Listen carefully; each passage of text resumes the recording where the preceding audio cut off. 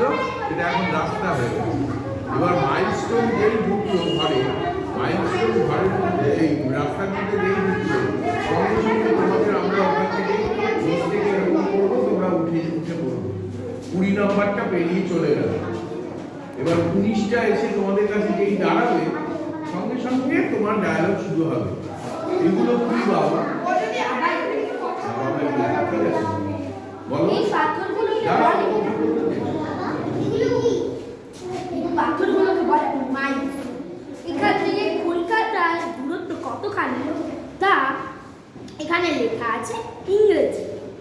যেমন ধরো এখানে 1 আর 9 লেখা আছে, মানে 19 মাইল পথ বাকি। যত এগোবো তত এই সংখ্যা কমবে। তার মানে 19-এর আগে আসলে হবে বাবা? হ্যাঁ, আর এগুলো হচ্ছে ইংরাজি শব্দ।